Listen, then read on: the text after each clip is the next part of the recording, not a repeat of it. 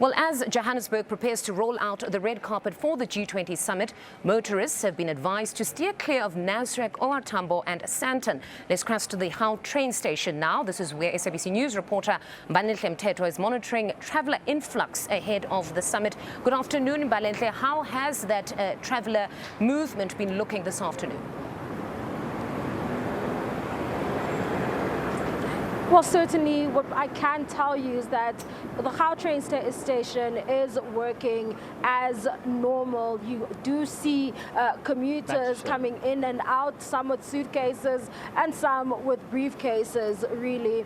But what is really peculiar about today, or quite interesting today, is that there is a high police visibility. I'm going to step out of the shot just to show you. Outside of most of the major hotels where dignitaries are expected to stay, you see high police visibility, and it's not just ordinary police visibility, it's the police nyalas that are stationed outside of these particular vehicles, as well as some of the vehicles that we have seen. It would seem as though there are those dignitaries that have started arriving, as we have seen a number of police escorts. And you know what's interesting about today is also you don't just have police escorts. You don't only have police nyalas at every corner, but you have police on foot. And my colleague is actually panning to show you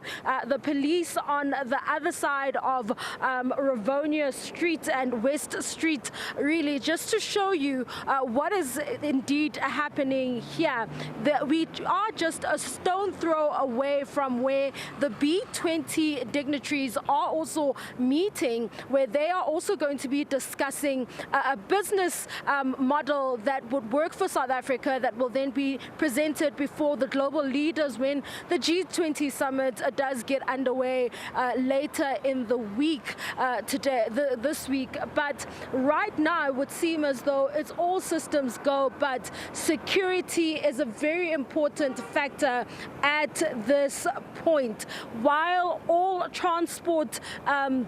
modes of transport seem to be working quite efficiently. You'll remember from that briefing that we had with the Minister of Transport yesterday, who announced that all points of entry in the country are up to standard, and that the country was ready to welcome global leaders as they're expected to start arriving today. And as you've heard, we've seen some vehicles being escorted by JMPD officials or vehicles, as well as South African police services.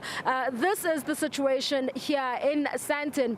It is sirens all around, as well as police vehicles all around, and it seems to be fairly safe for those who are also just walking in the streets or just making their way to wherever it is that they need to be, as you can see.